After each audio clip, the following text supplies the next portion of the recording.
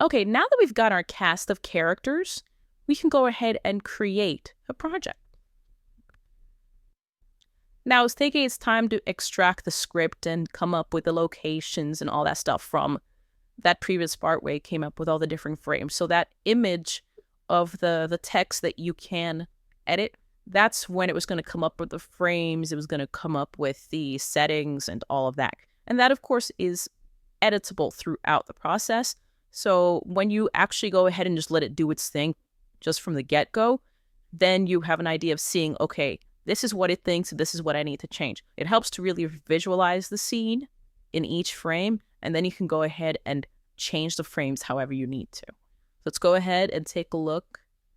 So far, it looks like Tom is in character, and we're seeing Jane at her desk with another character. So it does bring in other characters into the scenario. There are plenty of characters to choose from, so you can go ahead and edit those as you see fit. So let's take a look at this first frame. Let's go ahead and edit this. So this is considered shot 0, the first shot. And we can go ahead and choose the different shots that we want. So far, this is an eye level shot. And you have the ability to choose a shot from above, below, a straight shot, an eye level shot. It actually goes through all these different frames and angles that you can use. You see, you can do a medium shot, extreme close-up, a long shot. So you have all these different ways to present the scene in a way to draw people into the drama. So I'm going to leave these shots as they are at the moment. So let's go ahead and take a look. So this is the part where you can change the prompt. For example, Tom smirking, looking over at Jane's, looking over at a stack of paper at Jane's desk. And then you can go ahead and see that Jane is disheartened. And you can see that the characters are down here. Let me bring this down a little bit more. The characters are down here, Tom, Jane, and the boss. And you can go ahead and add or change some kind of a different look. For example, #Tom, that's how it pulls on the character. So when it says Jane smirking, this smirking right here, it's bolded. That means that there's an additional emphasis. If you wanted to de-emphasize something, you can go ahead and bring it down. It won't be bolded anymore. But if you wanted to actually add emphasis to it, then you can go ahead and put that up to whatever degree you want. So I'm going to actually change the prompt a little bit because I want it to be a little bit more intense. Jane looks a little bit too happy. So I'm going to have a couple of different emotions in here. So Jane is both disheartened, Jane is frustrated, and Jane is also helpless. So what I've done is I've actually separated these adjectives with commas, and I've made a strong emphasis on each. So along with the prompting, we can actually do some advanced. We can add a negative prompt here to see what else we don't want to see in the scene. It's very much like image generation. Well, it is image generation. And you can tell Katalist what you don't want to put in the scene. So far, we're going to leave this blank, but it's there if you ever need it. Now, as far as the location, those are the locations it came up with when it was creating the script. Now, if you wanted to alter the prompt for the background of the location, you would actually scroll down here to do it. Click on the pencil, and then it will come up with a name, and then you can come up with how you wanted the location to be presented. In this case, we have an office environment, it's bustling desktop, computer stacks of paper. So it's a busy atmosphere. So this is something that, again, if you wanted to emphasize certain parts of the scene for this frame, you can go ahead and alter this location and then save location.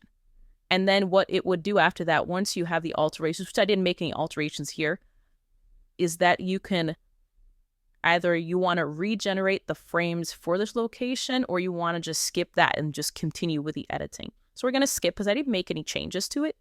So we're going to go ahead and skip that. So again, this is right-hand section here is where you are setting up the camera shots, the characters, you're doing more prompting. And then after you've done all the changes you need to do, then you can go ahead and generate, and it will generate up to 4 images at a time. Great. Now here we see the different updated images that we can go ahead and take a look at. We're seeing that basically we have Jane here and then another coworker. We have Jane and it looks like Tom. And then we have another render here of the two of them. And then we have another render here. So what we're seeing is that the first image could definitely be the one that we want to stick with, because that seems to lend a little bit better that seems to lend to the scene a little bit better. So if that's what we choose, we can go ahead and just delete these. Now I'm going to go ahead and talk about this section right here. Here is where you choose or assign that image to the storyboard. So right now we see the green outline for this one. This one is the one that was assigned to the storyboard. If, for example, we wanted to update it to this one, we would actually go ahead and click on that and then click the assigned image. And we see here that this turns green. But we're actually going to go ahead and reassign this one. If we wanted to upload an image in here, you can upload your own images. For example, if you created an image that is modified and you created it in another platforms, for example, like Leonardo AI, which I've done plenty of times, I uploaded the image here and it works with that image. You can also download this image if you wanted to do some adjustments to it in a third-party software like Leonardo or Photoshop. You can go ahead and download this image. You can convert it to video, and we'll do that later on. The posing tool is also something we'll talk about. Generative fill, that's another option as well, or you can crop it. So here is where you have the switches or the features that you can activate to edit this particular image. So for example, let's go into the generative fill one. Okay, for this one, I'm actually going to delete this one right here.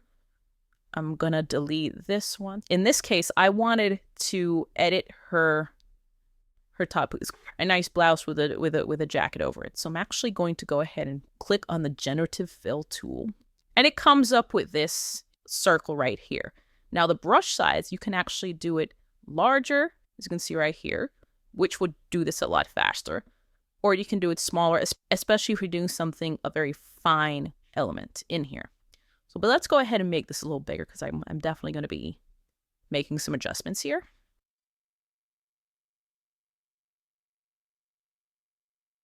Great. Now the prompt here is that nice blouse, woman's blouse with a jacket. So I've made that adjustment here, and it will only go in this section right here. So let's see how it comes up, and then we'll go ahead and refine it a little bit more. Okay, great. Now we've come up with a few more renders of that edited element. So let's take a look. Okay, that's actually pretty decent. I like that one. Cool. So you see, it actually, you can edit certain elements within the frame and make it more aligned with what you want to see. So those are the little refinements that you can go ahead and do. So for this one, I'm actually going to go ahead and choose this one because I like the top and it fits more. So I'm going to go ahead again and assign this image for the storyboard for this frame.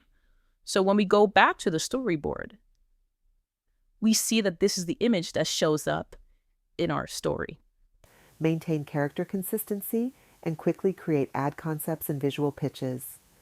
Ready to see your ideas take shape? Create with Katalist, https://bit.ly Katalist.